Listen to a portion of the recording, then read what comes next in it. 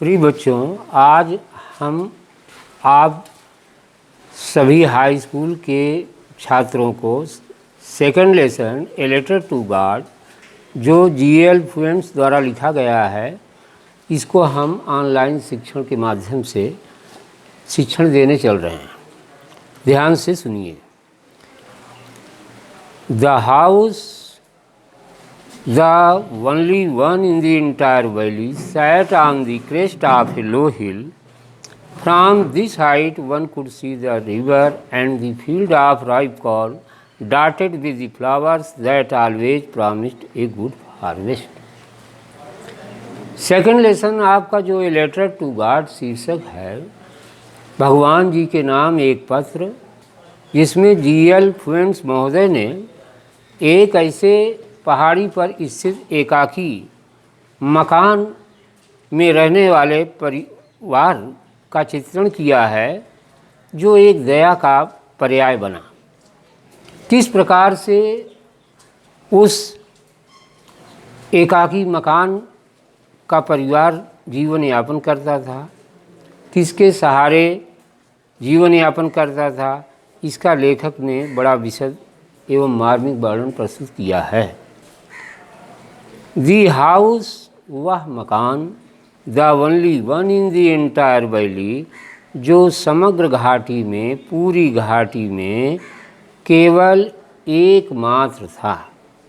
The house, वह मकान, the only one in the entire valley, जो समग्र घाटी में, संपूर्ण घाटी में केवल एकमात्र था, मीन्स केवल एकमात्र मकान था। Sat on the crest of the house, वह मकान, the only one in the entire valley, जो समग्र घाटी में केवल एक था, केवल एक ही था। Sat on the crest of a low hill, वह एक निचली या ढालदार पहाड़ी के शिखर पर, चोटी पर स्थित था।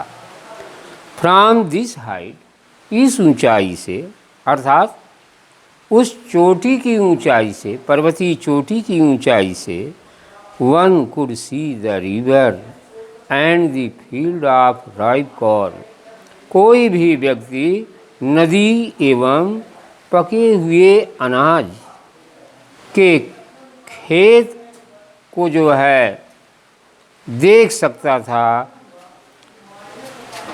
डॉटेड विद द फ्लावर्स, ऐसी पकी हुई फसल जो फूलों से आच्छादित थी। That always promised a good harvest, जो सदैव एक अच्छी खासी फसल के लिए प्रतिबद्ध थी या चुनौती देती थी। प्रॉमिस मीन्स चुनौती देती थी। The only thing the earth needed, पृथ्वी को केवल एकमात्र चीज़ की ज़रूरत थी। वाज ए डाउनपोर, वह चीज़ कौन सी थी? केवल एक मूसलाधार बारिश, और अथवा एट लीस्ट ए शावर, अथवा कम से कम एक बौछार युक्त बारिश की, सिर्फ इसी चीज़ की आवश्यकता थी पृथ्वी को। या तो बौछार युक्त बारिश हो जाए या मूसलाधार बारिश हो जाए। थ्रू आउट दी मॉर्निंग, पूरे सुबह को, समग्र प्रातःकालीन बेला में, लेंचो नामक कृषक, कौन सा लेंचो? प्रिय बच्चों, वही लेंचो जो पर्वतीय घाटी पर स्थित, पर्वतीय घाटी के बगल स्थित पर्वतीय श्रृंखला पर जो है स्थित मकान में रहता था, उसमें का एक सदस्य, वही लेंचो कृषक जो है पूरी सुबह, who knew his fields intimately, जो अपने खेतों के बारे में भली भांति जाना करता था। इंटीमेटली माने घनिष्ठता के साथ, भली भांति, मान्यूटली या सूक्ष्म रूप से। हैड डन नथिंग एल्स, उसने दूसरा कोई कार्य नहीं किया। But seeing the sky towards the north east, उत्तरी पूर्वी दिशा में प्रवाहित होने वाले बादलों को निहारने या देखने के सिवा और कुछ नहीं किया।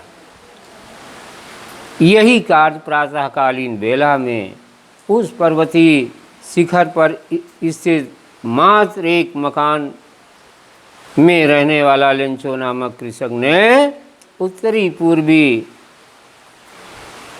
दिशा के बादलों को जो प्रवाहित हो रहे थे उनको देखने के सिवा और दूसरा कोई कार्य नहीं किया।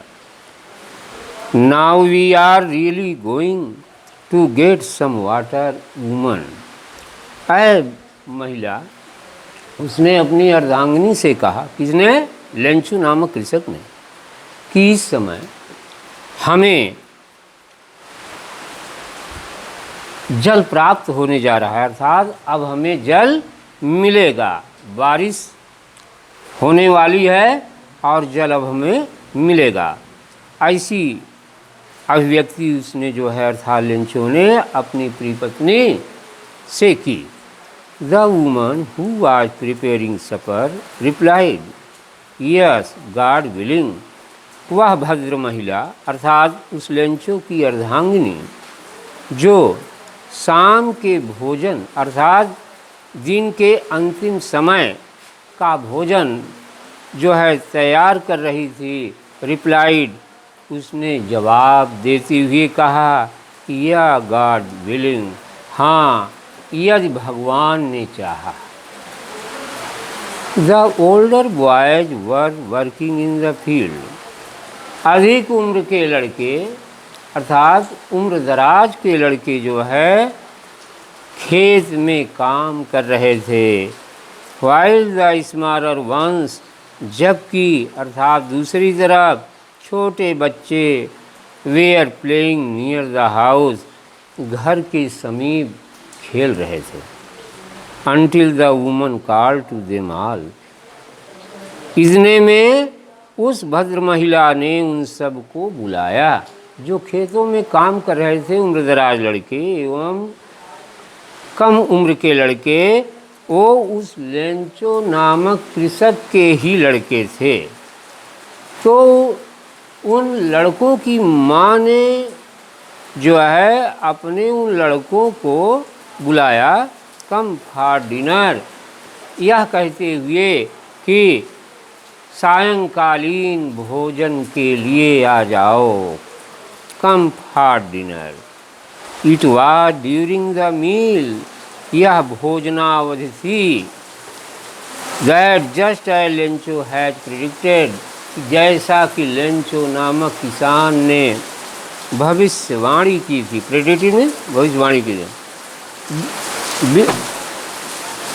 रेन बिगन टू फॉल, हाँ, big drops of rain began to fall, इतने में जो है जल की बड़ी बड़ी बूंदें जो हैं गिरनी आरंभ हो गईं। प्यारे बच्चों, ये उस समय का दृश्य था, नज़ारा था। अब शेष बातें हम next time on the next day आप सबको जो है समझाएंगे, बताएंगे।